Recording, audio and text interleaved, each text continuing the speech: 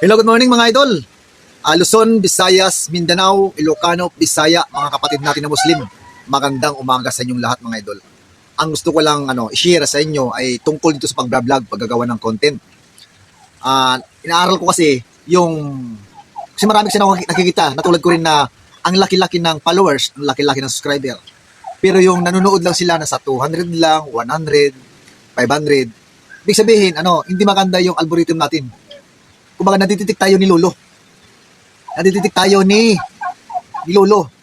Suppose sa TikTok, may kilala ko dyan na umabot ng followers niya, umabot ng 300,000. Pero tinitingnan ko kasi yung mga nanonood sa kanya, 300, 200 lang. Sabi ko, ano kaya nangyari sa kanya? Bakit ang laki ng subscriber niya, ang laki ng followers niya, maliit ang nanonood sa kanya? Kaya ganito guys, kasi inaral ko siya eh. Magbibigay ako ng tips ngayon. Bakit nagkaganon? Una, TikTok muna tayo, TikTok. Una, mag-upload ka, dapat 15 seconds pababa. Una.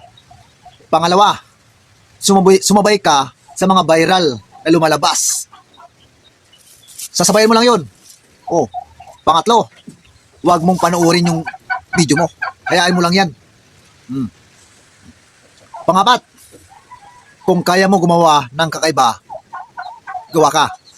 Panglima, dapat huwag kang umabsent sa TikTok. Kung kaya mag-upload ng umaga, tanghali, hapon. 3. Pero kung hindi mo kaya, 2. Pero kung busy ka, 1 lang. Nakuha mo na. At, ano ba? Iwasan yung mga bawal i-upload. Kasi pag nagkaroon ka ng violation, diyan na naman, mawawalan ka naman ng Diyos. Kaya, mga idol, yun yung tinuro ko sa inyo, maganda yan. Kasi, yung pinakamalaking followers sa buong mundo, mabot siya ng 300 million. Tinitingnan ko lang yung niya, yung in-upload niya kung ilang seconds lang yun, ilang minutes. Hanggang lang siya, 13 seconds, 10 seconds, 9 seconds, 7 seconds. 300 million. Kaya ang laki pala yung niya, ang laki ng views niya. Million views niya eh. Kasi nga, maliit lang yung oras.